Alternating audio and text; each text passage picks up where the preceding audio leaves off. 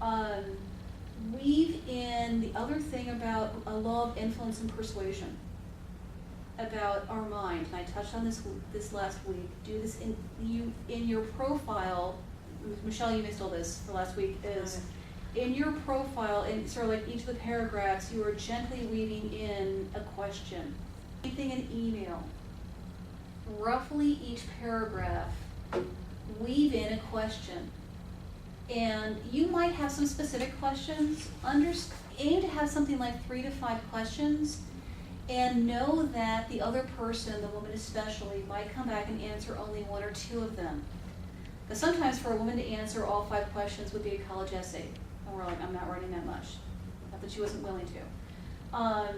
And sometimes she'll answer, if she was willing to, but it was just too much for this day, she'll sometimes answer it like in another email later. If there's something that you asked as a question and she didn't answer it, don't overanalyze. And don't put her on the spot with, oh, well, how about that 5th question I asked, let me drill it home.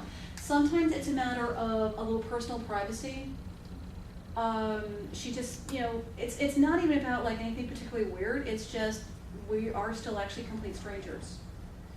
I will often aim for the metaphor for the email exchange over to the first date is kind of like we met at a business networking event, Chamber of Commerce, an alumni event, especially if you're at any kind of school. It was like, because the college I went to, our graduating class is like 2,000 people.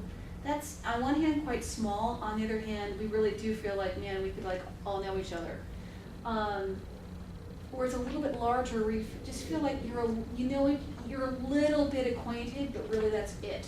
You only have like a few kind of like good acquaintances in common, as opposed to like best friends in common, because then you really feel safe and connected. They're still kind of a stranger. So it's not about formality in an awkward way. It's about formality in terms of self-revelation and what we ask another. Sometimes people get a little impertinent. This is the other side of the social networking age. It's like we're now dating in the age of Facebook, where our whole lives are online. So we're often so used to email and stuff out there on the internet from our social networking sites with our friends who are actual friends, that we start to behave like that, email and talk like that with someone who we haven't met yet. Think of any kind of dancing school, etiquette, charm. Most of us had like something either at school or in our town where we grew up, where there was something, as awkward as it was, etiquette and things like that we were maybe told at a young age. Lean on that in terms of what is an impertinent topic. I've had men, they're divorced, and maybe more than once. I've had a number of clients where they're like divorced at least twice.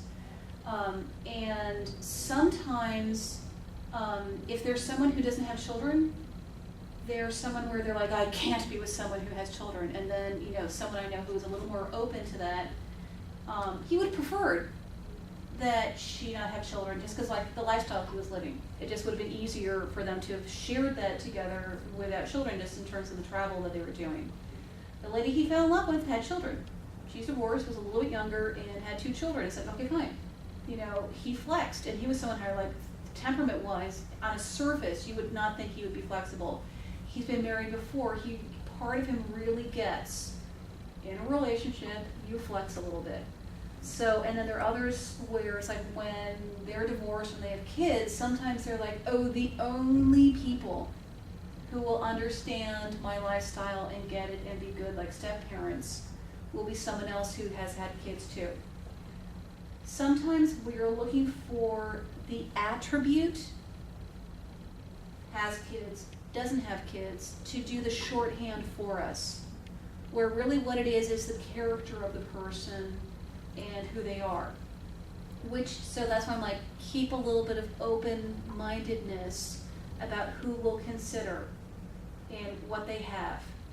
Because maybe it's like the economy recently. A few years ago, one of my characteristics was they already have a house or a condo or something. I've changed that now recently, because I know so many people who lost their condos, and they were not being massively financially irresponsible.